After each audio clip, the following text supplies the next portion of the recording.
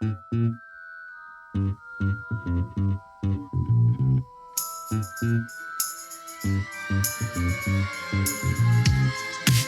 right. Oh, God. Shall we get started? Let's do it. Yes. Shall. Hello and welcome to another enchanting episode of Hold My Popcorn, where we make fun of the good movies and trash the bad ones. I'm Muggle Max Healy in Nashville, and with us in Boston is a carb-free Tim Begin. How you doing, Timmy? Doing good, Max. A fan that you use that word. I figured we would all know in this time and age that we don't use that word anymore. So anyways, moving on. I'm doing fine. And over in Sacktown, California, we have our British teeth expert, John Anoshak. How you doing, John? Yeah, these British teeth in my fucking butthole went through an entire roll of toilet paper today. An entire roll. And this was like double wide, like you could use it to ride on sand on your ATV kind of a thing. It was, no. You having like greasy dumps? No, man. I had one. I don't want to go into it. Good. Well, go into it. Yeah, all come right, on, let's get some details. Let's make sure everyone turns off before we finish introducing people. Go ahead, John. Oh, okay, definitely. Let's put it this way. I figured out how wine corks work because the toilet didn't really take to it well. Max, how are you? I'm wonderful. We're also welcoming back Magic Mike Preble. How are you, sir? I'm doing very well, Max. Thanks for having me, and I'm very glad I didn't have to grease up for this episode and become very attractive. Like the Magic Mike of old. Just the old flabby Mike. The old flabby Mike who's been drinking since 3 p.m. because you know, whatever, I guess. You live on the Cape. You live on the Cape and it's not the summer. That's what you do. I live on the Cape. It's not the summer. It was supposed to be the Boston Marathon was supposed to be today. It's also 420. There's a whole bunch of stuff going on, so I gave up. I gave up pretty early. Oh, boy. And back for another week of abuse is Billy the Squib Dooley, who's flicking his wand, wishing something would come out of it. How are you, Squibby Bill? I guess fine. Thanks for having me, I think, Max. I don't know. These introductions, rude. Really just rude. You're welcome. Wishing some magic goo came out of it. Could it be green? I like green. Well, it's week 2 of our Harry Potter movie marathon, which means we watched Harry Potter in the Wu-Tang 36 Chambers of Secrets. Yeah. Group on the crime side, the full private drive side. Whoa. Yeah. Whoa. Hold on. Max, you DJing on the side, dude? Yeah. Check out my Instagram. I got 4 people in there right now clubbing. In a room alone. They're loving my selection. All right. By the way, this movie, longest running movie as far as runtime goes, and it was also the second shortest book as far as pages go. So that's cool. Yeah. Yeah, that's a frustrating combination. Yeah. Well, especially since they fucked up the Goblet of Fire for us and every other child. Yeah, well, and then still don't really remember that one. Split the 7th one into 2 movies, which is entirely unnecessary, but that's cool. I think Many, JK many. threatened to take a couple throat punches there until the producers actually allowed that to happen. She actually stepped in as like an executive producer in the last 2, I believe. Oh, did she? In some way. Max will fact check me on that. So anyways, fact of the day. Anyways, let's just get into it, shall we? We shall. Cool. Well, the movie once again opens up on 4 Private Drive with a depressed Harry whose friends didn't write to him all summer, and he's being forced to hide in his room because his Dursleys are entertaining Vernon's boss and wife, when all of a sudden, Dobby, the hairless Chihuahua house elf, shows up and warns Harry that he can't go back to Hogwarts. I would have punched that thing in the face if I saw it for the first time. Why does anyone even act, even in the magical world? Yeah, a little fucking green hobgoblin shows up and starts fucking your fucking world up. No, punch it in the face. I don't care if it talks. Kind of a sadist, though. I think he kind of likes it, in a way. Yeah. Beat the shit out of it. Yeah, Dobby, hit yourself with that lamp harder. Oh, yeah, Dobby, harder. Be more inventive. Use the This is dresser. the S&M coming out of JK, just being like a fantasy. Just like, oh yeah, that's right. Yeah, take that dirty sock. 50 Shades of Harry. Oh, Jesus. Face preserve us. Good thing that Daniel did a nude play later in his career. Yeah, thank God. Also, Sorry, go ahead, Max. I was just going to say, like, why didn't Harry lie to the elf that's torturing himself? Like, he has no problem lying to all of his teachers throughout this entire series, but when Dobby is, like, smashing himself, he has to tell the truth. I really don't know. It was also probably the dumbest thing in the world. You see the elf floating a cake to like dump it on that woman's head, and you walk behind it slowly with your hands out so that it looks more like you threw the cake on her. What an idiot! What an idiot! Yeah.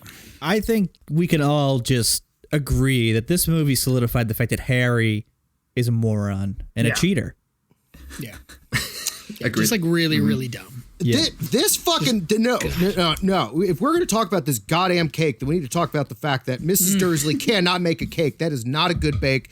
Paul Hollywood would be fucking furious in the fucking Great British Bake Off. That was like a pudding cake. That was like a pudding cake. Is that one of those weird like British custard cakes? It's gross. Make a cake. You know what I mean? Notice when the gravity dropped out and the whole thing and it fell onto the lady, it didn't fall onto her. It fucking poured onto her. Yeah. It's true. It's true. Coming from a guy who used an entire roll of toilet paper, I know that. Okay. Well, Vernon then puts prison bars on Harry's windows, which means nothing because of the next scene. Ron, Fred, and George break him out and take Harry to their magically charming and decaying house. Again, you have to wonder about the child safety laws in this universe where a man is allowed to openly put bars on the outside of a window to lock a child into a room. Like, I mean, that's not even just hiding the kid in a cupboard under the stairs. Like everyone on the street knows that you have jail cell bars on the outside of a window. That should be a problem. That should raise some red flags. Absolutely. Doesn't he come rushing into Harry's room with like a weapon? Too. It's like not only are you like imprisoning this child, you're like when he threatens to escape from the prison, you're threatening him with a deadly weapon. It's like Uncle Vernon. I mean, I think Uncle Vernon's dead in real life. I mean, it's just like, rest in peace. You know what I'm saying? Also, a really graceful fall by Vernon, falling out of that window. Perfectly landed it. Classic. I don't think that things are quite the same in that very old, strange country. When it comes to these kinds of codes, it's like they don't even have trash cans in public anymore in London. What do they do? Well, I don't know. I just remember that they used to explode, so they were like, no more trash cans. It's over. They're very clean-cut people. Very clean-cut people. They're like, we have a problem. We're going to cut it the fuck out. They also have like more cameras like per capita than like anyone else, even more than fucking Singapore. It's crazy. Yeah. They probably just assumed that Harry was Irish. That's why they had the bars. Keep that Mick in there. And on top of that, he's a hunchback. Like, oh, you got to keep him caged up. He's a fucking hunchback. both modern day Britain and the magical community really have like absolutely don't give a shit about personal safety. No. Both in like Uncle Vernon and like the way that the magical community just does stuff. They're just like, nah. What's that? Kids could fall off brooms and snap their necks in half. Who gives a shit about that? There is no OSHA. There is no OSHA. No. There certainly isn't. No. I mean, we're not even talking about the fact that the Wizarding World apparently has legitimized a slave system with the house elves. But don't worry, they that's what they want to do. They want to like it. They like it. Yeah. Oh boy, that sounds like some real colonialism type stuff built in there. And so, spoiler alert, like we find out later in the series that a good character actually owns one of these slave elves too. And it's like perfectly fine. Where they point at Dobby. Normal. Now, they did not cover this in the entire fucking series, but they didn't cover the fucking plight of the house elves, which did piss me off in the movies. They didn't cover it, but... All right, well, after this, Harry uses flue powder for the first time and accidentally stumbles into the Dark Arts shopping center, Nocturne Alley, where he hides from Draco and his dad, Lucius Malfoy, who are selling a few sketchy, not ministry-approved objects. I like how Draco's dad's kind of like, he's one of those rich guys who's like falling on hard times. He kind of like overextended himself and now he has to like pawn all the stuff that he bought. He's like, and he's still trying to he's still trying to keep up appearances, but he's definitely fucking like gambling all his money away. This is definitely a classic like gentry, like we have our palaces, but we have like zero money to finance anything. Yeah. Right? Yeah. This is classic England. It's like, yes, I am a lord, but I have $0. So who wants to eat potatoes again for dinner? I have to go marry a rich American in order to fund the groundskeeping on my palace estate. By the way, Universal Studios, they also have Nocturne Alley, which is awesome. It's like you have to go through this little dark alley to get in, and it's like all pitch black in there. Very cool. How many times did you say to yourself stranger danger when you were walking through the replica? Not that much, because it's just a bunch of fat people with like plaid shorts just like staring up at the sky looking at stuff. They didn't hire some crackheads or something to like scamper around and like tell you that they were gonna we'll show you the way back. So they actually rob them. Yeah, exactly. My favorite part of this whole scene is like Hagrid coming out of the alley, like buckling up his pants. What are you two doing down here? Oh, goodness gracious, Harry. How did that get in my beard? Here, Hagrid? They have they got a mermaid in a tank. You can do some crazy stuff to it. You know me, I like that bestiality stuff. A fun fact, you ever come to Sacramento, we have a bar with a lady who dresses up as a mermaid and swims around in the tank while you drink. Oh, wow. True story. Nice. Yeah. Very cool. She's clothed. What? She's not topless? No. What's the point? California is not what it used to be. Yeah, so all these hot topic emo goths are circling Harry when Hagrid barrels into the scene, gets him out of trouble, and then he meets up with his friends and Hermione at the celebrity book signing of Gregory Lockhart. Gregory. Wait, Gregory. Are you being serious What's right his now? name? Or? What the fuck's his Gilderoy. name? Gilderoy. Oh, well, I mean, autocorrect isn't going to say that. Come on. Fuck out of here. Yeah, come on, Bill, you idiot. It's Greg. Gregory. No, it's Greg. Gilderoy, how about Greg? You can call me Greg. For the American audience, just call me Greg. It would have been so much better if his name was Ralph. Ralph Lockhart. Good to meet you. Soviet movies. Yeah, Gary Lockhart. I'm Greg's brother. Used to be a plumber. Yeah. Mailman in Cleveland, been doing the same route for 25 years. I used to be a professor at Hogwarts. You know that, right? Ask me if I pay my taxes. Yeah, so the Malfoys then talk a bunch of shit to Harry and his friends, and spoiler alert, Daddy Malfoy sneaks Tom Riddle's diary into Jenny's bag. So is that the kind of thing that the normal audience would notice, unless you watched it a second time? Because I didn't catch it the first time until the flashback later, where they're like, oh, for all the 12-year-olds watching this, by the way. Yeah, I was going to say, it wasn't really a big spoiler because I feel like the majority of the audience has read the books, and he's like trying to jam it in there. It's like, hold on, just 1 second. Little fucker. Yeah. All right, here's your shitty hand-me-down book. I totally noticed that. It didn't occur to me that until you guys said it or anything like that. I totally noticed it. They even cut to Harry, who's like, he has like one eyebrow raised. It's like, God, come on, guys. Well, we all know Harry's a little slow. So you're his dad? You guys look alike. Your hair's better. Hey, Harry, say Diagon Alley really clear. Okay, Diagon Alley. What's the teacher's name? Greg. Gregory. It's Greg. I just love that in that scene, all the middle-aged women that were just like swooning over Gregory Lockhart. Yeah. Just He's not even hilarious. good looking. No, he's Tell you not. what, his hair's great. He's got Feathered, fantastic beautiful. hair. He has good teeth. He's got a great wig. Great wig on. Yeah. I don't care, man. Perfect golden wig. I guess It's a magic wig. It's felt a fucking little, magic. Hugh felt a Grant little was like originally going what to play Jeff the role, Dawson would be and then if he he had to was back always out for scheduling issues. Scheduling issues. What has Hugh Grant made since like '98? He had a hooker. Had the meat problem. So then you cut the platform 9 3/4 where Harry and Ron crash into the platform. Oh no, they're gonna miss the train. This just really goes to show why the fuck are they like be there a little bit early? I mean, Jesus Christ, you never traveled before. Not even be there early, just like, where did the parents go? Like, Mr. and Mrs. Weasley were like, well, that's that, I guess. See you later. Right. They just bounce. They're know. not looking for him, and the kids don't have the foresight to be like, well, if we can't get in, maybe we should just stay here and wait for them to come back. Right. You know what I mean? Or something.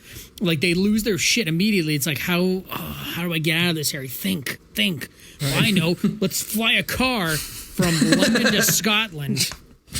That sounds like a good idea. It's like, kids deserve death. No. They deserve to be beaten to death by these Whomping Willows. Jesus Christ. I think these kids really pulled themselves up by the bootstraps and just turned up the PlayStation on this. I mean, what else are you going to do? They got a fucking magical car up front. Let's steal it. Dad already said it's okay by default, so they only got to worry about mom. You know what I really liked about this scene was the Muggle that was working the train platform that like scolded them for crashing their bird into a wall. Running straight into a wall. It was the same guy from the first movie that Harry asked if where not platform 9 3/4 were, and he's like Harry. gave him a bunch of shit. I love that continuity. It's the same actor. That's a good point. Hell yeah. It's like, why do all these fucking weirdos come here every year the same day at the same time and just run into this platform and disappear? Like, nobody else sees this? It's fucking packed there. So here's something that maybe I'll wait. Before we get there. I was just going to say, you explain it away and say it's Comic-Con every year. It's fine. The wizards just blend right in. That's true. It's Harry Potter Comic-Con. What's Harry Potter? It is blitzed on ecstasy, walking into walls and just licking stuff. Yeah, it makes sense. And then just point the other way. What's that? What? And then they just run in. Just disappear. How many people in real life do you think post these books and movies have actually tried taking a running headlong start into that very column? I would have to say hundreds a day. Yeah. It's a disappointing. It's a disappointing number. Well, there's a one of the carts is like halfway in now. It's like a prop there that's there all the time now to be like, hey, this is like the place. It's like, what? Really? Yeah, there is. Talk about a one. It's like bullseye. halfway in, They halfway. pulled a fucking Philadelphia and put something that's not real there to memorialize it. Yeah, but the difference is, that's true. But the difference is, at least there is something of historical note in London as opposed to Philadelphia. The notable thing. Shots fired. The most notable thing is Rocky Balboa. No, Philadelphia's garbage. Sorry, Abby. I don't know. It's just terrible. But Mike, they have a cracked bell. It's so important to good history. point. Yeah, it's Yeah. broken. Yeah. A cracked bell that some fucking maniac cracked. Yeah, it's a cracked bell, some hoagies, and Villanova. I don't know. What the fuck is there? What else is there? I don't know. Yeah. Some hoagies, they trash. put cheese whiz on them. It's like, Oh, it's good. It's Oh, no, it's good, Tim. No, it's Jeez, not Liz. fucking No. good. Yes, Max. it is. I've Provolone been on there. there. Guys, I've Max, been to okay. both. No. Get some mozzarella. I've done All right. both. I Cheese had- whiz is better. 3.5. No, fuck some cheese whiz. That's some bullshit. But I will say what's really fucked up while I was there that was coming out of everybody's ears in Philadelphia was broccoli rabe. They were throwing it in tomato sauce on top of fucking hoagies, cheese sticks. I love broccoli rabe. It's good on top You ever of had that? pizzas. It's good on pizzas. You ever had the roast pork sandwich from that place in Reading Terminal Market? Yeah. Oh, God. It was fucking fantastic. I know exactly Yeah. which one you're talking about. Yeah. Delicious. I Mm-hmm. legitimately, I don't know what broccoli rabe is. I thought that was a person when you just said it. Oh, broccoli Rob. He's always hanging out by the street corner. Smells like broccoli. Constantly smelling like shit. Said it was coming out of everyone's ears like broccoli rabe. Is this like does the person do like a podcast? Is it music? Who is this broccoli rabe? That's my alias when I do the other podcast. Broccoli rabe. All right, going back into this. This whole action scene is just, it's fast forward city. It's fucking useless to the plot of the movie. Like, I don't know why they even put it in. Wait, which part again? The whole scene where Harry's like falling out of the car and is spinning around. It's like, just get back into the fucking plot. Nobody That's needs to just- see this shit. That's Yeah. extra budget. Yeah, they just threw that in probably at the end. They're like, all right, we got $250,000 to spend. Spend it. Do something. Yeah. We don't care. Yeah. Yes. You know what kids like? Flying cars. Yeah. And children almost fall into their deaths. That's what kids like. Get No, that really. shit on screen. know what really connects with the youth nowadays? The Jetsons. They love that stuff. Dogs with collars on them, space. It's crazy. I tell you, robots who are maids.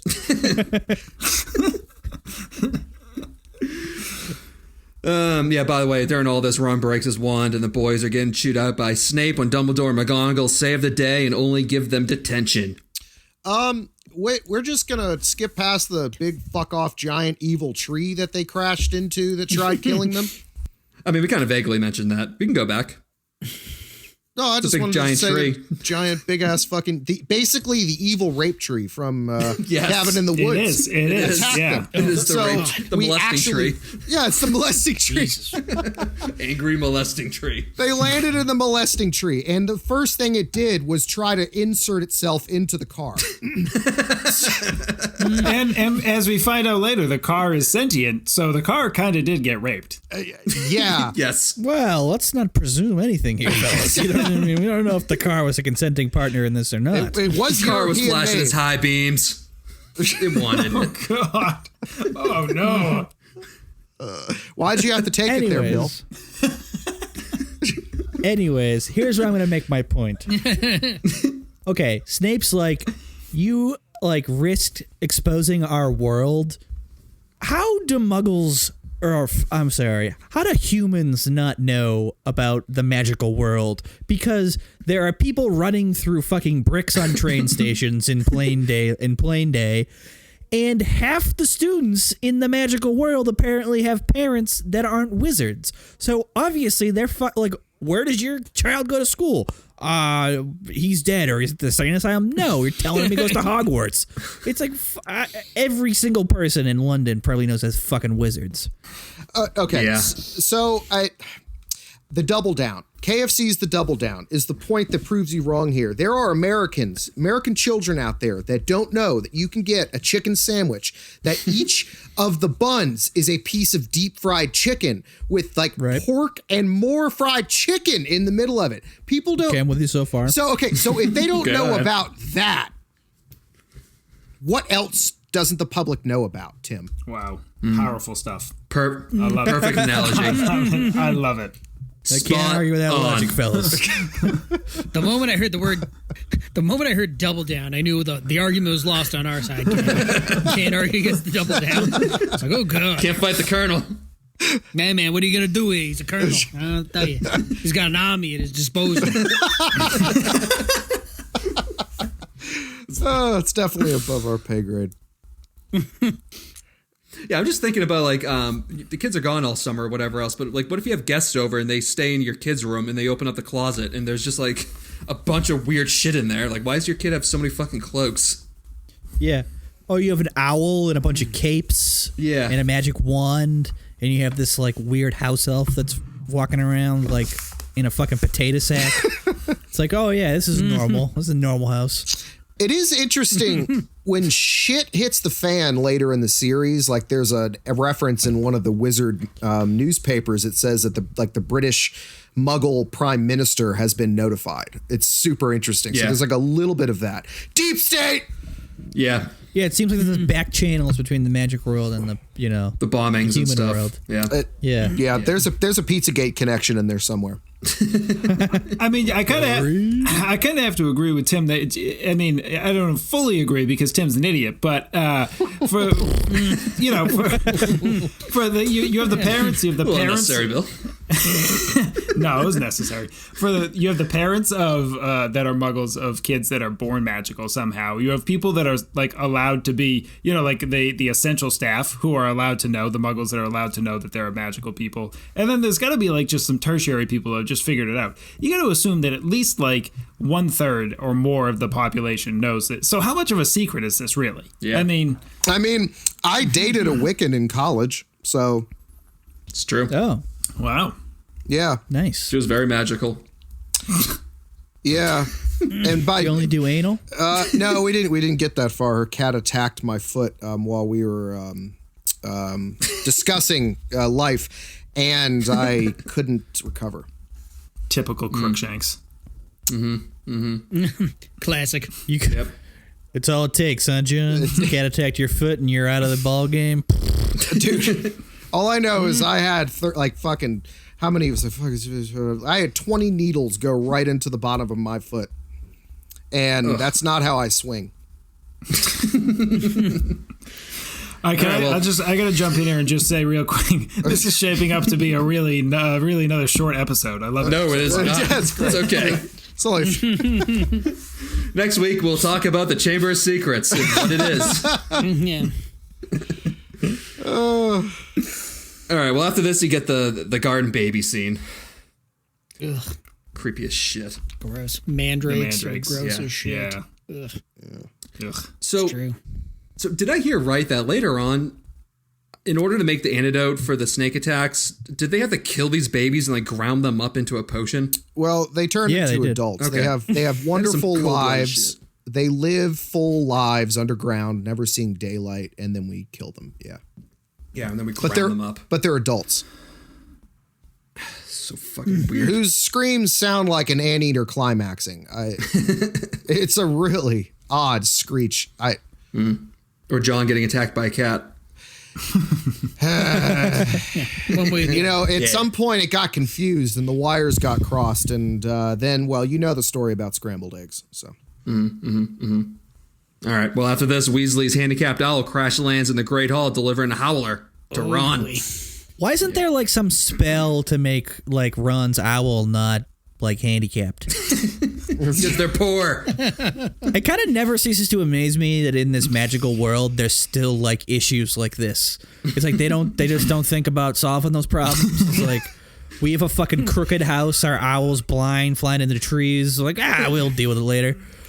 It is interesting though, right? Like they can do magic for like certain things. It's like, oh, what do you like your hopes and dreams can take a form of a spell. Meanwhile, like this house is collapsing in on itself. We can't figure that out. Right. I think it's pretty clear where their priorities lie, Tim. I mean, you're right. Where their house is basically it's on the verge of falling in on itself. And Arthur Weasley is more concerned with the purpose of a rubber duck. You should be more concerned with the purpose of an architect. Well, here's the thing that blows my mind too, because back in that fucking bookstore, the Malfoy dad was like, "Oh, you guys are poor." It's like, how is anyone poor in the magical world? You could just wave a wand and be like, "I got 80,000 gold doubloons." What the fuck is like? Why are you poor? Who would ever Well, Well, I know why they're poor, because they apparently are wishing for gold doubloons, which I don't think convert well to galleons. That's a good point, Mike. I didn't think about the exchange rate. Gold doubloons, eh? You know what? I'm gonna jump in here.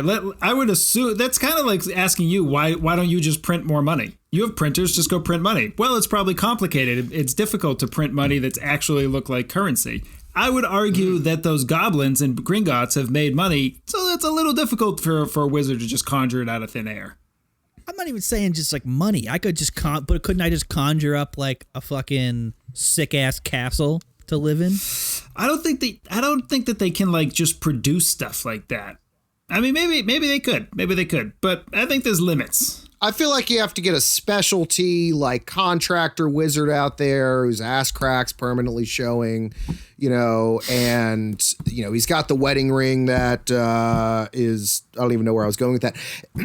There's got to be specialty wizards that do specialty jobs. Like I think you have to like go back to like Hogwarts grad school to know how to do construction magic. So I'm with Bill on this one. All right, Thank you, and reasonable explanation. Well, I'll move along. But and it all comes back to economics. But really, I do think that the Weasleys are simply they're what's left over from wizard fucking Woodstock, and it's a lifestyle, And the owl, it's in retirement, and they're just letting it just knock its head fucking senseless until it just finally dies one day and it's done its job and it's happy.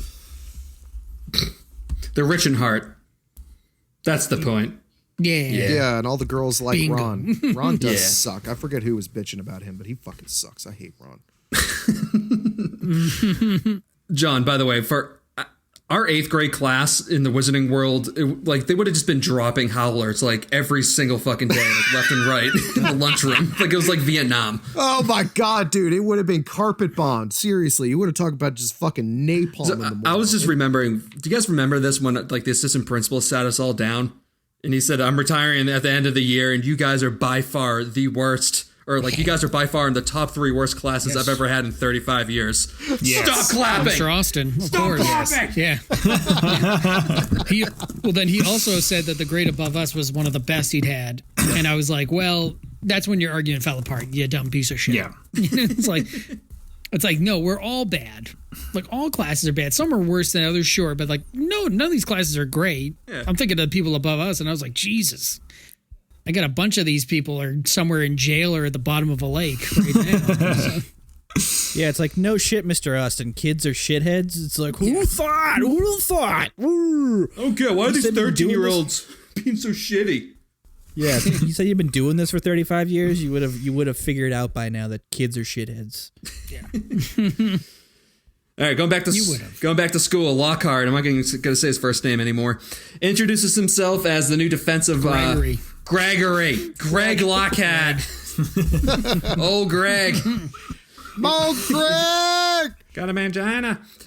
Introduces himself as the new defense against the dark arts teacher, and he's a real self-absorbed douchebag. what is the vetting process for these fucking appointments? Yeah, I know, right? Like, what is the interview like? Or like, do they look at anything? Do you know what I mean? It's like, I took solace in, I believe it was Bill, who said that apparently this position was cursed by Voldemort in the books, and I haven't made it that far. Okay. Because that really made me feel so good about, so much better, I will say. Because I'm with you. I have to assume that Dumbledore, like somebody at the Ministry of Magic, just like forced Dumbledore to hire Gilderoy. I mean, he's so clearly an incompetent ass. What, like, you could kind of like read between the lines and say that maybe he kind of see that Quirrell was up to no good and wanted him near him so that he could watch him. Maybe it's questionable, but let's stretch the lines and say maybe. What the fuck's the reason for bringing Gilderoy? The other thing is even if you curse the position, though, on the flip side of it, there would be how many parents screaming, just chanting outside, hanging out of the trees, I pay your salaries. Like, what? That's it. That you can't curse that. That's going to happen. There is no magic or technology known to man that's stopping that shit. Why is this such a big part of the core curriculum? They're very paranoid.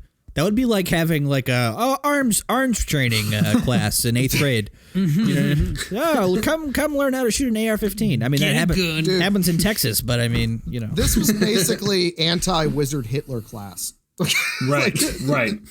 Wizard Hitler just happened 20 years ago, 13 years ago. Yeah. yeah, I guess. I just like how in the background there's a painting of Lockhart painting himself. Yes. That was funny. Hilarious. God. That is funny. I will say that. That is super funny. Well, and then he releases all the pixies, and that goes terribly. And like everything. And when he obviously accomplishes nothing, he just he looks at the three of them like, yeah, you three just finish up here. It's like. So here's the other thing too, right? So like the magical community is small. So like in theory, like some of these parents went to school with this guy, and they were like, wait, I know he's famous now and stuff, but it's like this dumb piece of shit is teaching you defense against the dark arts. Like someone should have been able to put together that you don't suddenly become become very good at magic at age 20, right? There's got to be something here. We don't have a lot of late bloomers, in the magical community here, right? Someone's got to be putting these things together. Someone's got to be thinking about this. It's we had this dumb piece of shit who couldn't do dick when he was a kid. Now suddenly he's the best wizard ever. It's something's not matching up here. You know what they need? What? They need a fucking TSA background screening. Or just be okay, I'm going to throw something at you. Defend yourself. He's like, ah! Just throw a bottle. Here's a ball. Oh, God. Just throws right in his face. You guys aren't going to like what I'm about to say. Shocking. I think he's probably the best defense against the dark arts teacher they've had. To this point, yes. Of the two we've seen so far. He's got a person in the back of his head. I think throughout the entire series, I'm projecting forward. You wanna know why? He's just unleashing pixies and making them deal with themselves. Self-reliance. He's teaching self-reliance. That's a good point. Get a job. Self-reliance. Yeah, you'll figure These it kids out. got to figure this out. It was an American teaching philosophy. God. All right, and then Malfoy calls Hermione a filthy little mudblood, and Ron throws up slugs. So they definitely found a good word, or at least JK found a good word that hit. Yeah. Where even as a kid, I remember hearing that or reading it, whichever happened first, and being like, I know what that's Hermione supposed to says that. mean. Yeah, Hermione says, like, I don't know what it means, but I could just tell from his tone that it's not good. Yeah. Yeah. The actor, like, I wonder how many takes it took, because he did deliver that well, though, too. Like that was just oozing with hate. Yeah. Yeah. What's his name? Tom Felton, I think? Something like that. Felton, whatever. Felton, something like I that, can't pronounce yeah. names Oh, anymore. really? Yeah, something like that. Draco's a yeah. Tom? Jimmy Fallon. Jimmy Fallon, I think. Jimmy is what it is. Fallon. Yeah. That's Perfect. Hey, you filthy little mud... you filthy little mudblood. Just start cracking up right in the middle. Looks dead in the camera. You're not funny, Jimmy! Not knowing your lines is not funny. All right. I hate Jimmy Fallon. Guess who's back? Back again. Ballsy's back, baby! That's right, Ballsy, the body wash for your balls. Woo! Gentlemen, there's an invisible enemy on the streets, but even worse, there's an invisible enemy in between your legs, and it's called sweaty, stinky balls. And your nuts don't care about shelter and place. They stink rain or shine. I really hope you're eating breakfast or lunch while listening to this. But I'm not here to talk about your food. I'm here to talk about your balls. So go to ballwash.com and enter the promo code popcorn15 at checkout for 15% off your first order. Upgrade your balls game to keep you fresh, comfortable, and confident below the belt with products such as Balls Guard Liquid Powder, which is deodorant that dries instantly and is powder-free to protect you against sweat, smell, and chafing. Or if you're really into puns, try out the Sack Pack, which includes ball wash, nut rub cologne, and sack spray. I don't really need to go into the details. I'm sure you guys have an idea what these bad boys can do for your sad boys down below. Do yourself a favor and go to ballwash.com today and use a promo code POPCORN15 and your testes will be your new besties. Once again, ballwash.com. And now back to this children's movie about magic. At detention, Harry follows a spooky voice coming from inside the walls, which leads to Harry, Ron, and Hermione finding Filch's red-eyed cat, Mrs. Norris, petrified, next to a note written in blood saying that the Chamber of Secrets has been reopened. Oh no. Bum, bum, bum. That was pretty dark. Tell you what, That guys, was a good scene. never follow a creepy voice. Okay, you either the find, best, you right? either find a dead cat or you wake up a little groggy and your butt up in the air. Tim, are you about to ask one of us if we want to go camping?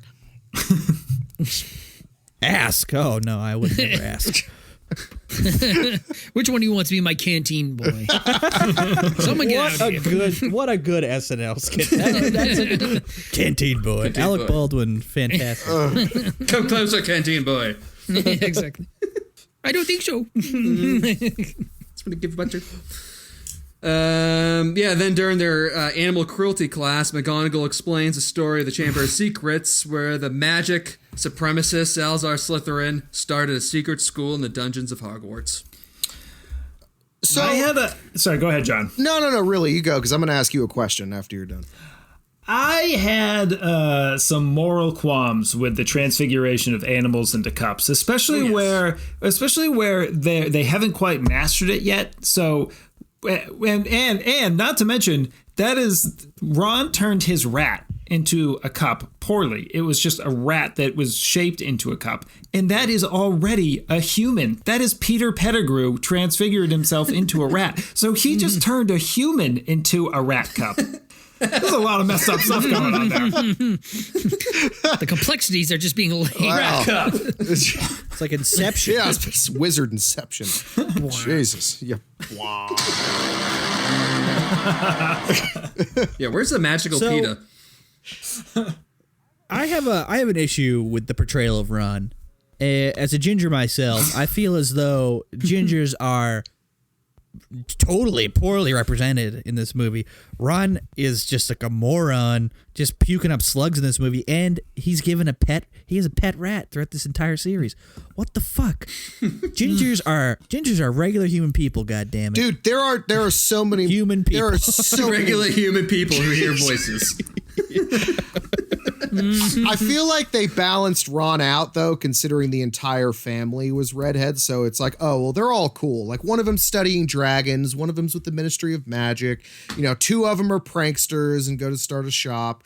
You know, one of them, like, well, I can't go. That's too much of a spoiler. But they got some good story arcs, but they had to have just one. Tim, you got to give them that. There's got to be one. The world has to know. Fine. I mean, I guess so. Good. Yes. This pleases me. I'm satisfied. I can go play with my belly button now. All right, after this, you get another boring CGI-filled Quidditch match where Harry gets attacked by a rogue. Was it Bludger? Is that what you call him? Yeah. Bludgers? All right, good. I said that right. And he breaks his arm. But thankfully, old Greg is there to save the day. He removes all the bones in Harry's arm. Two things before we get to Greg being the fucking best magic surgeon, best magic orthopedic surgeon in all the land. What's the budget for Hogwarts? Like, what is the endowment for Hogwarts? Because every single time they have a Quidditch match, the entire fucking thing gets destroyed. The entire field gets destroyed. They have to rebuild this thing. Like, what's the endowment? Like, fucking 20 billion gold doubloons? Nah, man. At least 20 billion. They just bring in the architecture department interns and they get it done. It's you know. Yep. I guess. They're going for that architecture grad degree that we were gabbing about earlier, you know, and it's like, they supervise it. All right. Well, I think they should get a paycheck, but you know. Tim doesn't have a lot of fight in him tonight. I know. I keep really trying to tee this relenting. up. He's like, okay. That's fine. I don't know. I feel I went fishing yesterday. I don't give a fuck. I'm just in a good mood today, guys. Good mood. Went fishing yesterday. Was out casting my new rod today. I'm having a great day. Tim, I want to go fishing with you because nobody else likes fishing with me. Yeah, come on out, buddy. All right. We'll go fishing. Yeah. You guys can all sign up. John and I are going to talk about this. Yeah. Fish talk. Yeah. So yeah, everybody else, fuck off. We're hanging out. This is us. Hold my fishing pole. Yeah. That sounds a little sexual, actually. Oh, my rod. There are going to be a lot of people tuning into that one and be very disappointed. All right. So I don't know if they listened to the beginning of this once. episode. I will try to pull myself back here, and I do have to ask Bill a question. So we get Salazar Slytherin makes like super badass, super crazy, you know, Chamber of Secrets, like ooh, mysterious. Is there any other shit from other founders that you know about from the books that's like super awesome like this? Like they built entire secret chambers that nobody else can access? I don't know that like did anything. Like, is there anything that is good about Hufflepuff? Is what I'm getting at. Like, No. Yeah, I don't know. I mean, like, Ravenclaw's diadem is kind of cool. Godric Gryffindor kind of sounds like a badass. Like, I got nothing on Hufflepuff. I don't know. okay. Yeah. They're so loyal. They are so loyal. They're the most loyal. Loyal and so sexy how loyal they are. That's really what it is. It's hot. Hufflepuff. They had Robert Pattinson, and apparently that's it. And even that wasn't that great because he's kind of fucking ugly as shit. Pamela. Right? Yeah. I'm happy you've been here. I know who you're with. Hufflepuff.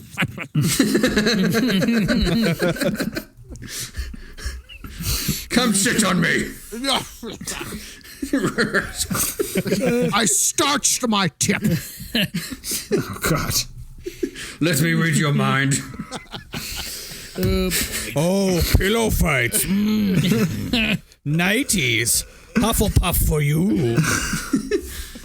Just put the hat on. He just starts talking about, says a bunch of like dirty shit to the girl. It's like, oh my god, get it off me, get it off. Imagine that skit with the fucking Sorting Hat having to go through a sexual harassment training. Sir, I just want to do how fast it is. No one turns down the hat. We just broke Bill. I'm loving this. I love the idea of a HR meeting with the hat. Now, Sorting Hat. Said I did what? Sorting Hat. Becky said that when she put the hat on, you called her a dirty skank. Is that true? Well, yeah, I can see what she was thinking. Bitch, a skank. Smoking a cigarette. Is that wrong? Was I not supposed to do that? I come from a different time, okay? Sorting Hat, this is the last straw. All right, well, that night at the infirmary, Dobby lets it slip that the Chamber of Secrets has been opened before. Then Harry overhears Dumbledore saying that the Chamber of Secrets has been opened before.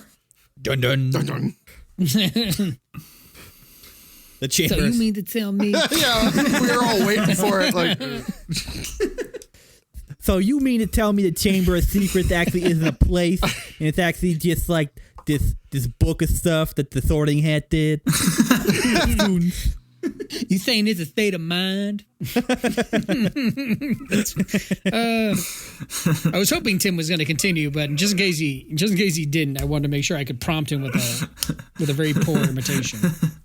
Now, when you say a giant snake is eating kids, do you actually mean it's a real giant snake? That's not a metaphor. This case isn't for us. This is for animal control. We have to go talk to this Sorting Hat and that giant about their friendliness with kids. You need to contact AVU, Animal Victim Unit. Bum bum. Then ice cubes on Animal Victim Unit. Right. After this, Malfoy and Harry have a catwalk wand-off, where Malfoy summons a snake, and to the horror of all the students, Harry can talk to it, and that's bad, because Salazar Slytherin and Voldemort talk to snakes, and now all the students think that he's the heir of Slytherin. I mean, he says he was preventing that snake from biting that kid with a terrible underbite, but, The generic British I think child. he was provoking that. Yeah. That kid was the most British person ever. I was gonna say that's a British job I've ever seen. Yeah, I don't know who that kid is, but Giant Chin Kid. It was I hated him. I hated him so much. Yeah. He deserved it. Yeah. I was rooting for that snake to bite his jaw. I was too. Yeah. so Get a regular job.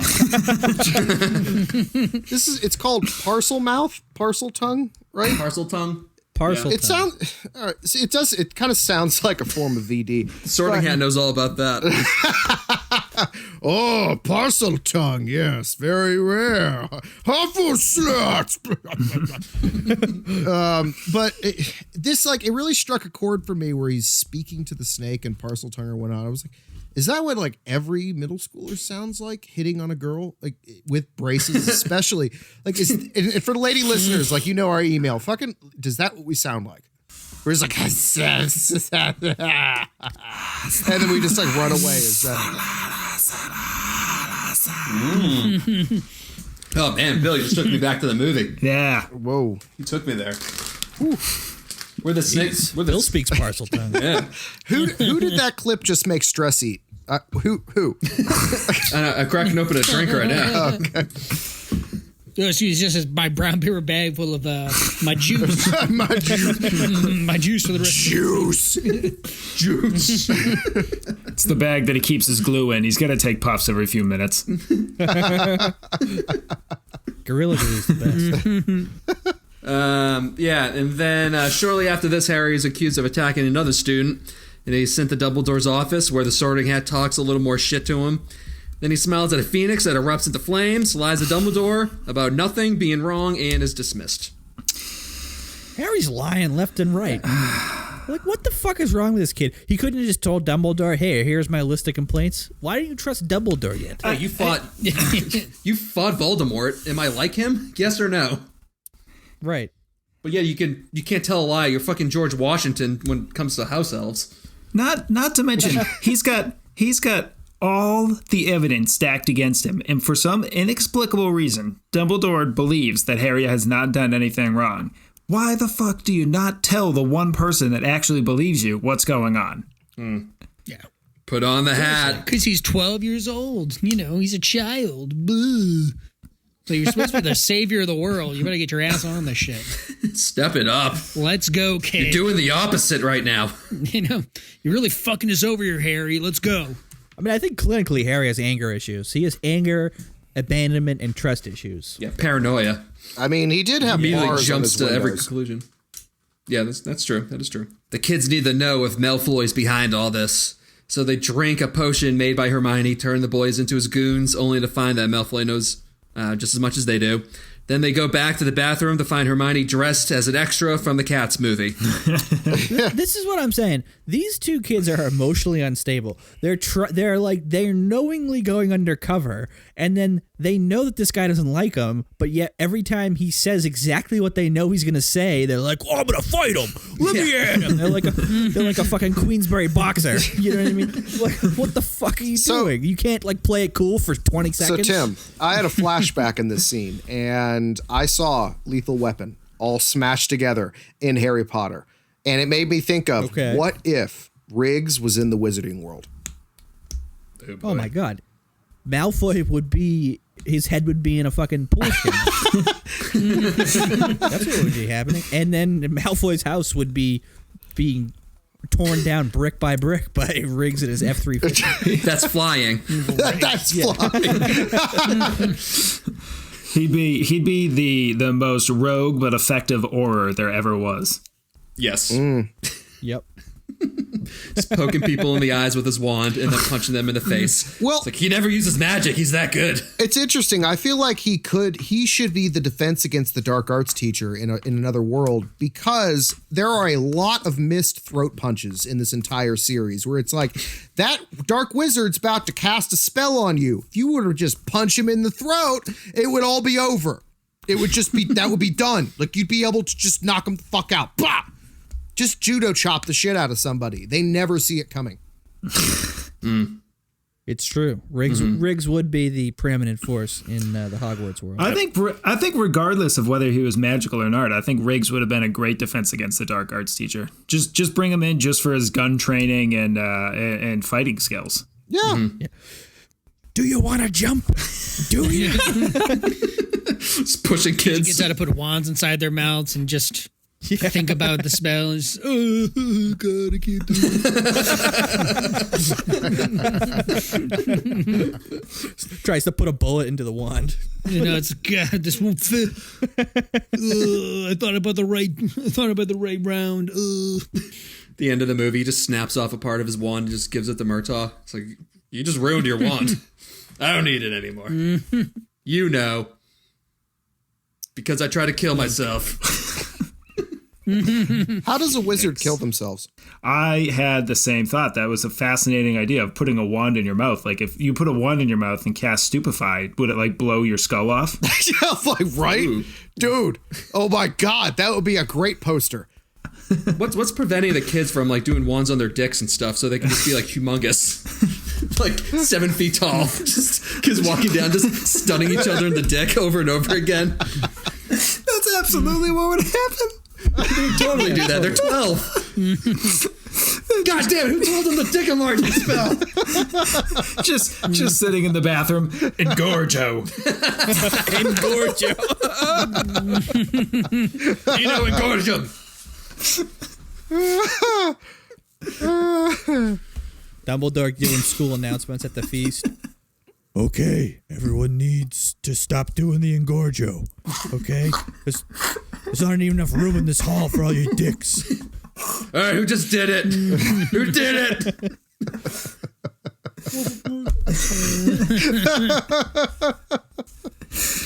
Oh, boy. Yeah. These are children. We're talking about children. They are children. All right. Then Moaning Myrtle gives the boys a 50-year-old diary by a mysterious kid named Tom Riddle, who magically shows Harry a flashback 50 years prior, where a young, badly ADR'd Hagrid is exposed as the one who opened the Chamber of Secrets. Dun, dun, dun. He has some gross spider. Oh, God. I can barely watch these spiders. Oh, boy. Yeah, I'm not a fan of those. So I feel like it gets a little bit easier the bigger they are, truth be told. Not much. What? No, not much. But like lots of little ones is no good compared to one big one. You know what I mean? Yeah, no, John. But there's absolutely lots of not. big ones. Yeah. Yeah, but I'm going hypothetical. We don't need to. It was in the movie. Yeah. Hypothetical. I saw it. That big one's going to eat all those kids. That's no good. It had the eyes and the fangs. Shivers up my spine. Yeah, it's still pretty fucked up. Yeah. All right, well, after this, Harry and Ron, their rooms get ransacked and the diary's stolen. Then Hermione gets petrified by the monster. Oh, no. Oh, no. Dun, dun, dun. Did you skip? Did we talk about when Colin Creevey got petrified and so did a ghost? How does a ghost get petrified? Yeah, that's weird. I didn't really mention that. I think they explain it, Bill. Oh. Come on. Okay. Well, Sorry. the ghost has already died. It can't die again, I think is what they say. It just kind of like, Yes. he goes into the blue screen of death for like a couple days. All right, then riddle me this. If they heal them with the potion from the mandrakes, how do you give a potion to a ghost? Well, you know what? It's kind of like a thing at the end of the day. They're like, you know what? If it doesn't get better, we'll just put it in a broom closet in the meantime. It'll be fine. Put it in storage. It won't take up any space. All right, then the next question. How do you move a ghost? It's a good question, Well, Bill. you know what? Magic. That's the answer. I don't need to know Yeah, I was gonna exactly. say. The answer truly is Magic. magic. But I know that they got the ghost into the fucking infirmary to begin with, so I'm not worried about the how. All right. But this is Fine. Just good. use a vacuum cleaner. I'm really happy that you're here to make sure that we're not just completely going off the rails as far as making shit up. So now the school's on lockdown, which means it's invisible cloak time for the boys who run the Hagrid's house. But as soon as they get there, Hagrid's sent to prison. And Lucius Malfoy shows up telling Dumbledore that the school board signed off on his dismissal. That's not good. Oh, good. That's bad. That's bad. Not good. Did anyone else get the impression that Hagrid wasn't necessarily all that worried about the charges? He was worried about maybe being found, a couple of young boys being found in his house again. Oh, God, they can't see you here. Oh, not good. Humana. Come to think of it, he's always extra concerned about the kids being found at his house, like every movie. So you're on to something. Look, I get an issue here. If Hagrid was found guilty, essentially, of opening the Chamber of Secrets last time, if people presumed he did it, then don't they assume he murdered Moaning Myrtle? Like, why is he not how is he employed at the school where he can presumably open the Chamber of Secrets again? Because Dumbledore apparently just like vouches for him every time. That Dumbledore's word carries that much. Apparently, Bill, don't talk to me about it. This is your wizarding world. It's just it's a minor plot hole that I've always had a bit of a grind with. Yeah. If I was Moaning Myrtle's parents, I wouldn't be too happy with the fact that the kid that killed my daughter is still at the school. Right. Yeah. Yeah. Every 5 minutes, Hagrid's bringing in like these crazy animals that are killing people. I mean, it's like, I bought this dragon off some drunk dude at a bar, so let's all go fly together, huh, guys?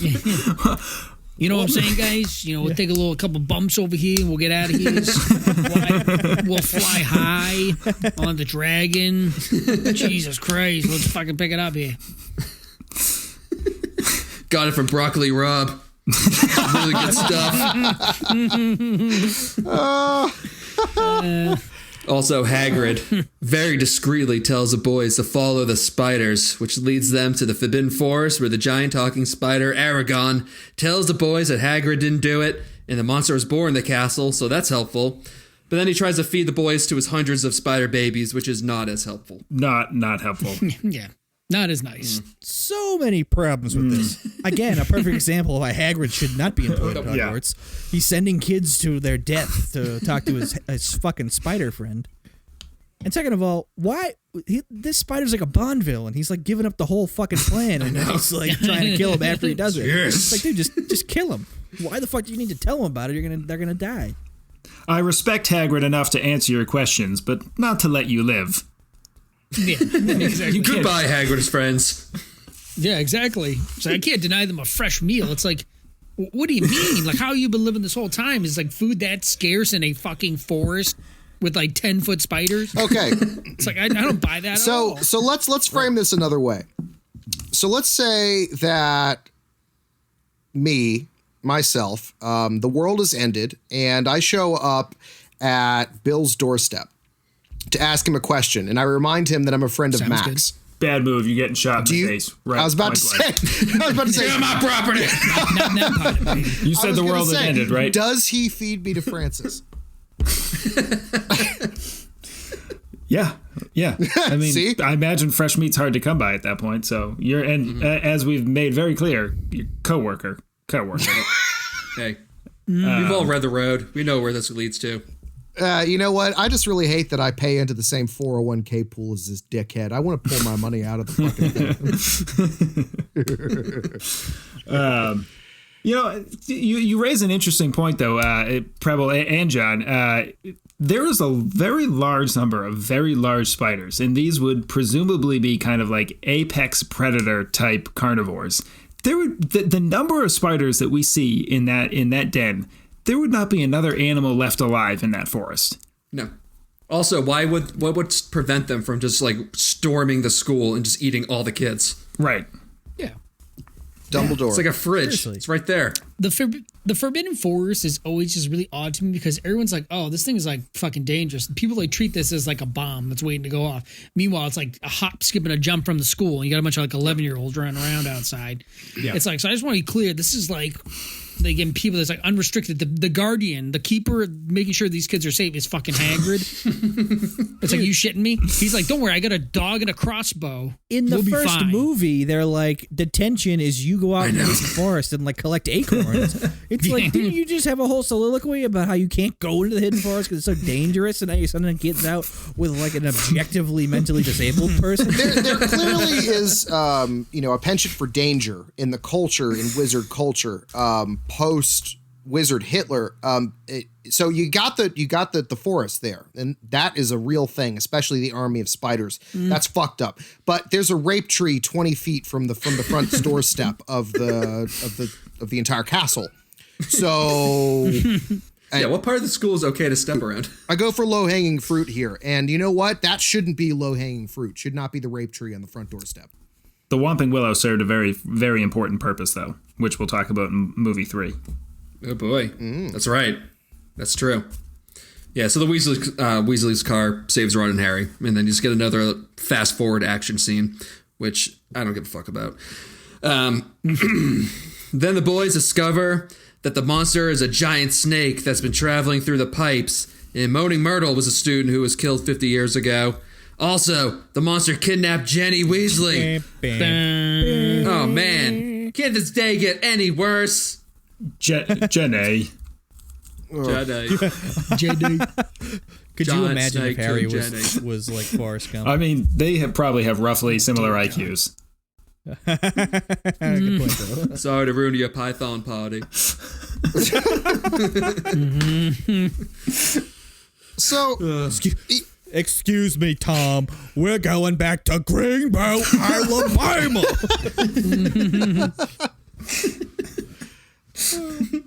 So, Harry, how was your date with Cho Chang? She tasted like cigarettes. All right. Also, the boys learn that Lockhart is a fraud and force him into their adventure where they find the Chamber of Secrets in the Moaning Myrtle's bathroom after Ron pushes Lockhart into this never-ending ditch. They murdered him. Yeah, Ron killed that guy. He tried to, at least. yeah, he tried his damnedest.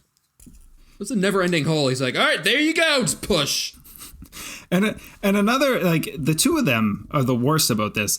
They have magic wands, and they frequently use, like, they act like they're just regular people. Like in the first one, when Harry sticks his wand up the troll's nose, you could use it for more things than fucking sticking it in his nose. It's a magic goddamn wand. And like, they have magic wands. They could presumably send like light down the hole. No, let's throw a human body. That seems to make more sense. I like that better, actually. Yeah. It's like the Halloween movie where Mike Myers stabbed a guy with a gun. It's like, it doesn't work that way. You're doing it wrong. But before they can make it to the chamber, sly as a fox, Lockhart steals Ron's broken wand, casting a memory charm on the kids, but it backfires, causing an explosion, separating Ron and Harry, and also erasing Lockhart's memory. So now he is Greg. He really is Greg. Mm-hmm. I bet he actually wandered off and became old Greg. Well, yeah, after Ron smacks him in the head with a rock. Yeah. Yeah, I was going to say, he literally just beats. It's like, that's a lot for like a 14-year-old to just like straight just thug someone against the head with a fucking boulder. Like, Preble, let's just say Lockhart died. You're at least charging Harry and Ron with like criminally negligent homicide, right? Sure, it's probably like manslaughter, right? That's like super reckless indifference. Like, you don't think like smashing someone on the head with a rock is going to hurt them. Right. It's like, give me a break, Ron. So you're thinking like a man one charge. I'm thinking of like the chair right now. Right now. No trial. Let's go. Fire and brimstone coming out of Massachusetts today, go. folks. The chair is back. And I was just saying, no, don't commit no crimes on my Caper Islands. Don't guide people know where I work. Then Harry opens smaller than imagine's door to the Chamber of Secrets, where he finds Jenny and the memory of Tom Riddle, who, like any good villain, fully explains his evil plan where he possessed Jenny into opening the Chamber of Secrets and revealing that he is Voldemort. Cue soap opera music. Max, I gotta jump in. What do you have? Sure. What do you have as the name of Ron's sister? Can you spell it for me? How you have it? I have Jeaneayi. Ginny. It's Ginny, Max. It's Ginny. I don't give a fuck. Wait, all right? what? I don't It's care. Ginny? Like gin is a gin. Yes. Yeah. Fuck There's that. an I. You two, It's you've been Jenny. watching too much of the Great Listen, British you guys Baking just leave Show. Jenny Fuck off. Jenny and Greg alone. All right, Jenny and Greg got some shit to get did. Jen and Greg, all right? Come on. I could actually hear Max like make the jack off throw motion at the fucking at the screen. He's like, fuck off. From all the things I say, Ginny's the thing that gets Bill pissed off. I just couldn't take it. Saying it wrong. You're saying it wrong. Come on, guys. No, it really, like, I heard you say it the first time. I was like, let's go. That's fine. It was probably just a mistake. And then, like, in one sentence, you said Jenny like 3 times. I couldn't let it go. Yeah. You know what? I just wrote out Ginny. I'm like, that's how they spelt it in the book. That makes sense. I just had to write it out. Like, wait a minute. It makes a lot more sense. Yeah, that's it. I have it spelled Jenny in this, but it's Ginny, right? Yes. Yeah. Yeah. It is convenient that Tom Riddle just is willing to explain everything to Harry. That is nice. Even spells out Fucking kill the kid already. the anagram of I am Voldemort, or I am Lord Voldemort. Very nice of him. So in this scene, can Tom Riddle like touch Harry? Like, could he reach out and like punch Harry in the face? I mean, if he can hold a wand, you have to assume he has mass, right? What is he doing then? Harry is standing in front of him for like 10 minutes straight, and this guy's just like having a conversation with him. You're trying to kill this person, and you are letting him talk to you like you guys are like old friends. What the fuck are you doing? Voldemort should, like, honestly, like, Voldemort should be dead. Like, he is he is dumber than Harry. Yeah, give in to your hate, Tim. Yeah, give in. Let the hate flow through. So, Tim, this is what I had a meltdown about earlier, dude. There are missed throat punches in this fucking thing. Yes, throat punch, fucking curb stomp, bam, like done. Harry kneels down to tend to Ginny Ginny. in front of Tom. Wait, Riddle. hold on. No, do not let Bill fucking intimidate you into saying Jenny a different way than what you would naturally She's Jenny say. now. He kneels down to tend to Jenny in front of Tom Riddle after the fucking basilisk has been murdered. Tom Riddle has Harry's wand and could presumably cast any number of fucking spells onto Harry to turn him into a newt or some dumb shit. He would get better. But yet he just stands there and watches him.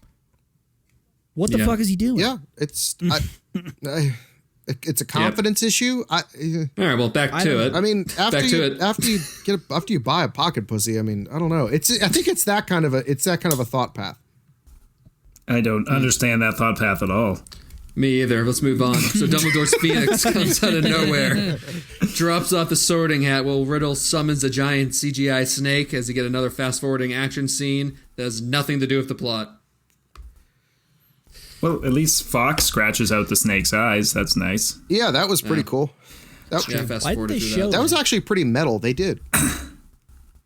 No, they didn't. It was like a shadow. They because I don't really know why they didn't show it, but then because they didn't show it, they had to have Tom Riddle yell out loud, "Oh, your bird might have scratched his eyes out, but he can still hear you." Oh, see, I know what this that is. It had to be because of the censors. Guys, I know exactly what this is. They spent too much of the CGI budget on that useless scene of the fucking Harry hanging out of the flying car next to the train.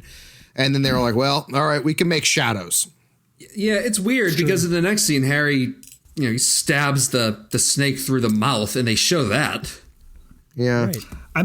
Maybe they were just trying to convey, like, instead of showing the snake getting scratching his eyes out, they showed Harry looking away to basically make the point that Harry was trying not to make eye contact. Oh, maybe it was a rating thing, Forgot about that actually. part. Maybe it was just to tone down the violence so they could make sure they didn't get, PG-13 or whatnot. Max literally just made a point about how Harry stabbed it in the mouth, and they showed that. And you come in with that point now, John? Well, it's yeah, like you're not even listening. What are you doing here, John? What are you doing so, here? all right, so what's more violent? Accidentally biting down on a very sharp bone or having your eyes scratched out? Well, I mean, if that bone goes up into my brain, I would say probably the one that causes death. Okay, are we really going to go into did a bear shit in the woods right now? Oh, God. This movie's almost over, guys. All right, Max, here we go. It's almost over. We're approaching an hour 30 right now. Sorry. A few minutes later, Harry pulls out the sword of Gryffindor, skull fucks that snake, and then he uses the tooth from the snake to violently stab the diary, which painfully kills the memory of Riddle. Very painfully. Yeah. That diary Weird. bled a lot. It did, a lot of ink. A lot of ink. A lot of ink, and Yeah. Riddle felt every single inch of that. It's pretty gruesome. I gotta Screaming. tell you. Every inch, yeah.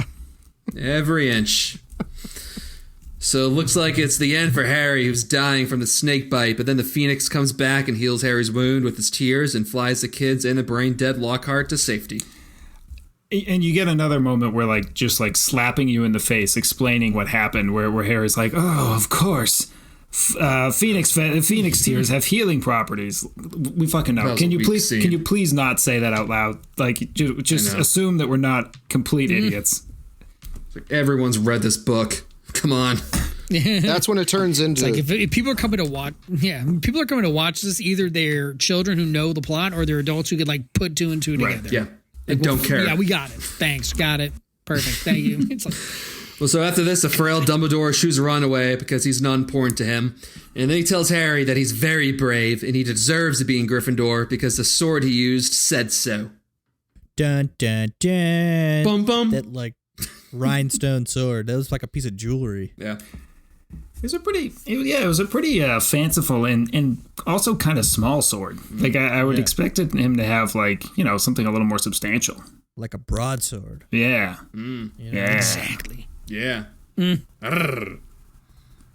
right. Hubba, hubba. Biggest dickus, you know what I'm saying? Yeah, that's right. Biggest dickus. Is that Gryffindor's sword, or are you just happy to see me? All right, then Harry chases after Lucius Malfoy, accusing him of planting the diary on Jean Marie and tricking him into freeing Dobby. and Lucius turns around and is prepared to cast a killing curse on Harry before Dobby stops him. I mean, that's some serious On shit. school ground. That would have been a fascinating end to the series if that was how it ended. Lucius kills him. Malfoy grows up without a dad. I would have liked to see that story. Yeah. The next episode just turns into one of these like Netflix like true crime documentaries. So, yeah, Dobby gets blamed for the murder. Yeah, exactly. It was the help. It's the first season of the Serial podcast. Yeah. Yeah. Or it's like the Jinx documentary, and Malfoy, Lucius Malfoy becomes like senile and admits to it all in the bathroom. Oh, jeez, you're getting away with it, old Lucius. You're getting away with it. Not again. Just like, Of course, I killed them all. Of course I did. And then you get the phone call of Dobby on the other end. It's like, Dobby loved Harry Potter. Dobby will never do anything to Harry Potter. God, that. But didn't you rig a bludger to almost kill him? Yes, Dobby knows nothing sure. about that. Dobby pleads the fifth. God. Dobby's lawyer says he shouldn't talk about that part. That's a shame. House elves don't have legal rights. Whoops. Oh, God. So the reason why the actor, like, he was about to do the death curse is because he had just finished the fourth book and he didn't know any of the other spells. He couldn't think of any other ones because the script didn't say anything. So he just did that one. Oh, really? Shows how well Chris Columbus knew the books too. I mean, the guy's busy reading his charts. You know what I mean? You can't expect him to read those books. Makes sense. Because he's a navigator of the seas, Tim. Is that why? I get it. He's trying to raise money from Spain Yeah. and Portugal. That's my favorite joke yet. Chris Columbus one. Well, you know, it makes sense. He's trying to get those gold doubloons. The blooms again. The blooms. Third time's a charm, I tell you. But you guys didn't think I could mix gold doubloons 3 times into Harry Potter. Who would have thought? Y'all said I was crazy. All of you. Now look who's laughing. No one, because they all tuned out by now. This has nothing to do with Harry They've Potter. all lost it. Why the fuck did I listen to this? All right, well, to wrap up the movie, all the snake victims recover as Hermione gives Harry a big hug and Ron a firm handshake. Then Dumbledore tells all the kids that all the tests are canceled, starts a slow clap for Hagrid as the movie pans out at the castle and goes to black. It kind of seems like a big deal for like the 7th year students or like the 5th years who are taking their owls, to not have to take their finals. I mean, that's unprecedented. That's like being waived from taking the SATs. Like, I think that's kind of important for the long term of your next steps in life. It's like being in a quarantine and you can't go to school and they don't have any testing. Right. It's really weird. It kind of creates complicated situations and maybe shouldn't be done at the wave of a hand because you feel like, why not? That would make sense, but that's not. People are just trying to groove. They're really trying to groove. Probably's really feeling that 420 vibe right now. Oh my God, that's the episode title. They're just trying to groove. Trying to groove, man. They're just trying to fucking. Tell you what, Ron's probably the most relieved out of all this because he definitely failed the entire year because his wand didn't fucking work At all. It's true. Yeah. Straight F's. No. Also, why can't rich ass Harry just buy his friends some shit when they really need it? Yeah. That would make sense. That would be a good friend. Oh, your wand broke? I'll buy you a new one because I have all this money that I don't Because it costs, use. it costs like $1. Yeah. And Harry's got like mounds of gold. Ollivander hasn't increased the cost of a wand since 532 BC, apparently. All right. Anything else you guys want to talk before we get into trivia? No. Do we mention the Polyjuice potion at all? Briefly. Yeah, vaguely with Hermione turning into the extra from Cats. The cat. Perfect. She kind of looked like the monster from Thriller. She kind of did. That's true. Yeah. Yeah, that's a good point. Yeah. I gotta ask too. I mean, why, if Gilderoy Lockhart's whole thing is Greg, Bill. Greg. If Gregorian Lockhart's whole thing is to scam people by stealing what they've done and then destroying their memory, How did he think he was going to get away with teaching a class? Why did he ever accept this position? Pride and arrogance, you know? Yeah. It's just, yeah. It's just... The guy was completely unqualified, has never held that position. What would ever make him think that he could succeed in it? Again, unprecedented. Good point. Unprecedented. The best brain. I cast the best spells. Everyone says it. They all know it. People tell me all the time. They say, Greg, your spells are phenomenal. Okay, time for trivia. Daniel Radcliffe was paid $1 million for the first movie, but was only offered $180,000 for the second until the Actors Union stepped in and they negotiated a salary to $3 million. Whoa, that's a big... Way to go, kid. Wait, hold on. What? I don't understand that at How the- all. How was he offered more for the first and not the second? Yeah, that's fucked up. That makes no sense. If anything, pretty by the ballsy. second movie, if anything, by the second movie, Radcliffe has them by the balls. Like, you have to keep me on the main character, pay me what I want. Yeah, that's what the Actors Union said, and they fucking tripled his first salary instead. It's like, go fuck yourself. Whoever started that negotiation, like, let's so they aren't negotiating any nuclear deal because they're terrible. Yeah. 180,000, 3 million. Deal. You got it. That's a strong offer. We got a way to steal that one, fellas. I was going to go up to 5.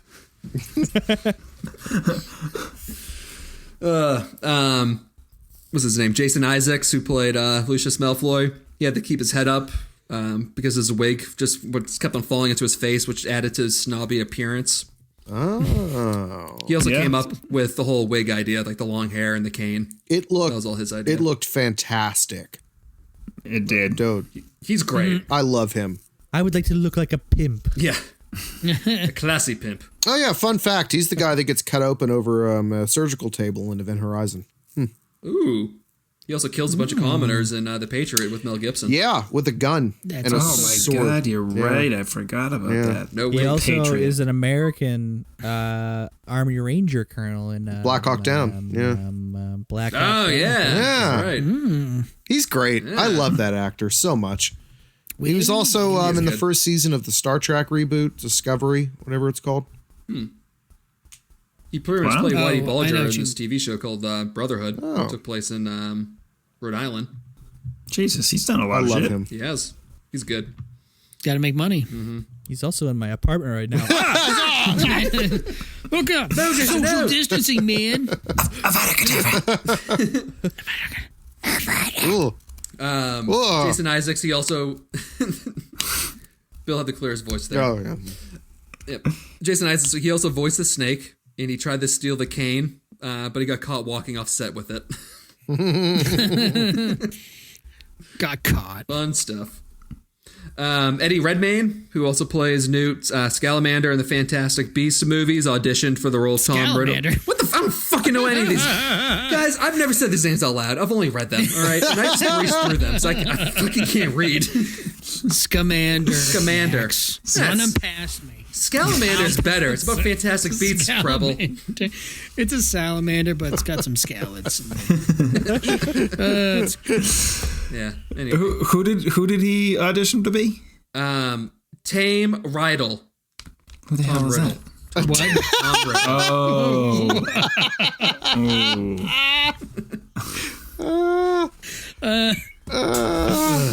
You guys think you can do my job? Huh? You think you can pronounce all these big words? And piss on me. I'll show you, kids. I can do the show without yous. I was doing Punky Brewster when y'all was nothing. I've been talking to myself for years. I can keep on doing it. Nurses were hired after an outbreak of lice happened on set. Wow. Gross. It's definitely that weird jawed fucking British guy. 100% his fault. Who? Hagrid? Yeah. No. Heavy jaw. Big jaw. Stupid jaw. Oh yeah, weird. Yeah, British Yeah, weird jaw. That kid. Huh? Big chin. All right. This last one is once again for Preble. The set disguised the movie.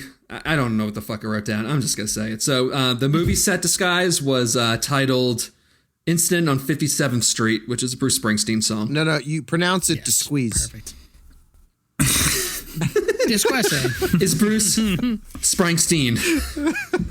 Bruce Spranglestein. Oh, yeah. Old brace.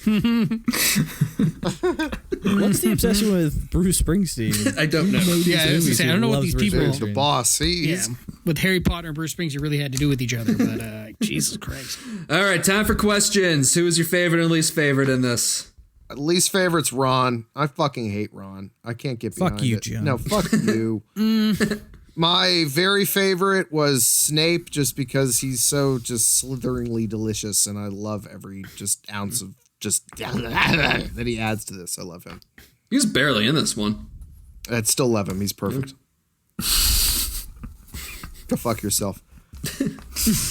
Snap. I'll go next. I'll say, so Snape is always my favorite character because I think but he does have like he's just like, you flouted the decree for underage wizardry. You just yelling at him. I was like, good, you should be. These kids are stupid.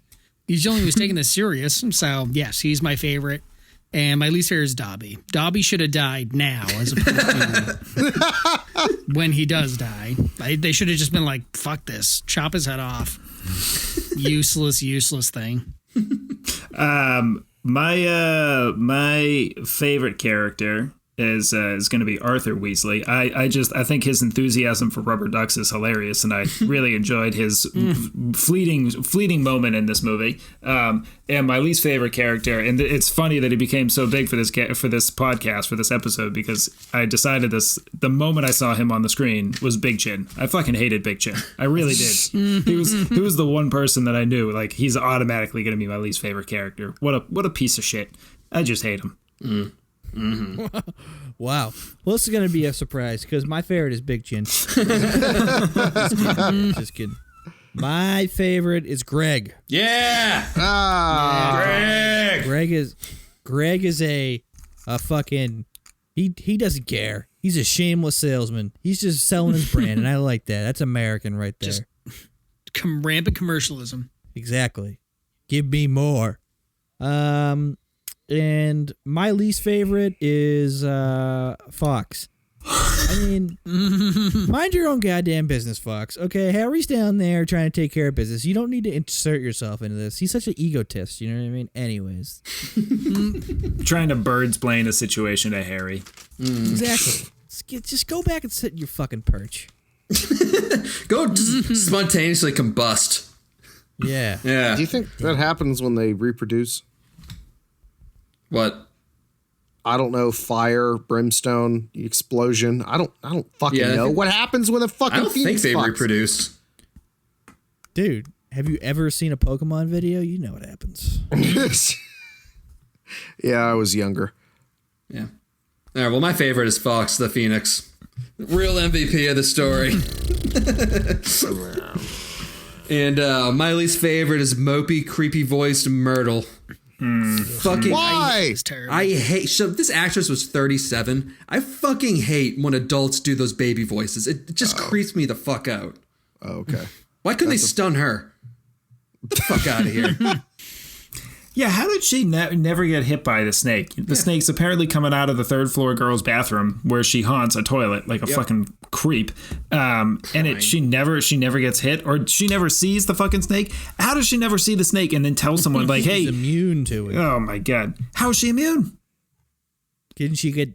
That's how she died. So now her ghost can't get stunned by it, and that is beside the point. She is a participant in this castle, and she's not telling anyone that there's the 50-foot murderous snake going around the pipes. Oh, hey, yeah, that grounds crew guy, he didn't do it. This large fucking snake did.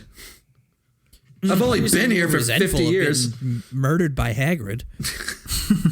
I mean, I guess that's true. If I was murdered by Hagrid and then they employed Hagrid, I might be a little resentful of the place too. Yeah, but the thing is, the monster that they thought was the giant giant spider. That's what they thought killed Myrtle, not a snake. That's true.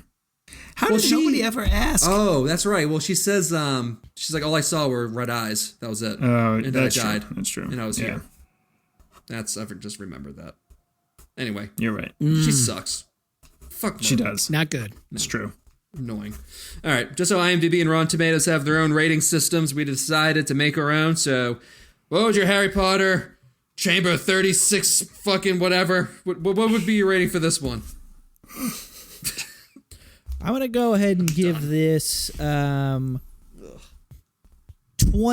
which is Harry's IQ, divided by the amount of fucking endorsement money Fox probably tried to get off of this goddamn movie, which is $10 billion. I am going to give this 20 gold doubloons, which is the cost of a house elf at a slave auction. Gay. Yikes. You really just took me there, Bill. Yeah, surprisingly accurate figure, Bill. I don't know how you know that. You guys don't have slave auctions? Okay. All right, who's next? You didn't answer my question, guys. I'll go next. I'm gonna say. Yes, Rebel. How many slaves would you rate this one for you? Yes. Yes. John signing off. I know. Oh man, the internet's really bad out here. My dialogue isn't working. I'm going into a tunnel. Oh dear God. I'm gonna give this one one Dobby should have died over at least 5 different scenarios where both Ron and Harry should have died. So a lot of death that should have been meted out here, but just not done. Just not done, unfortunately. I will give this one rape tree crossover out of a dirty sock granting freedom to an enslaved mystical creature, Bill. Yeah. Yeah. John's the abolitionist on this episode. Born in the South. Unlike normally. What? Nothing. Never mind. No, Bill. Go ahead, Max. Don't say it. Don't say it. Yeah. Oh, I shouldn't have said that. Should not have said that. Good. All right. I'm going to give this one. Thanks, bro. Thanks for burping on the mic. Oh, what happened? Oh, excuse me. Damn it. Okay. I'm going to give this one Broccoli Rob, one Greg, and one Gene, giving Moni Myrtle a swirly out of one massive flower baby genocide cover-up. Wow. Dirk. That's a lot. I don't even know if I can taste all the flavors in that fucking... It's heavy. Well, it's Be just careful divided picking by it up. 1, so it just equals the numerator. It equals Boom. E. Maths. That's right. Equals MC squared. That's right. Okay, anything else you guys want to cover? Nah. No. Good. Me either. All right. That wraps up week 2 of our Harry Potter marathon. If you like the show, if you like how I just mispronounce every other fucking word, please rate and review. Also stay tuned because next week we might have a special guest from a podcast that starts with a wizard in there. So stay tuned for that. Just like Kurt Russell. That's right. Kurt Russell's coming on the show to talk about the Prisoner of Azkaban. Finally. Yeah. So stay healthy, wash your hands, and Nope. that's about it. You know, if you plan on protesting this quarantine at your local state house, just make sure you drink a fucking gallon of bleach first. That's all I got. Oh, good. Just bleach, Max? Okay, good to know. Yep. Pour it in your eyes. That's too. the hydroxychloroquine from Max. Yes. That's his recommendation to save us all. Drink it all. on this. So, drink everything. You'll be perfectly fine. No pain. You'll be perfectly fine to protest this imaginary evil if you drink a lot of bleach Damn first. right. Listen, I can't see it ain't real. Wait a minute, I can't see anything. I just drank all that bleach. All right, bye. Bye. Deuces, fuckers. Brr. Where's the music?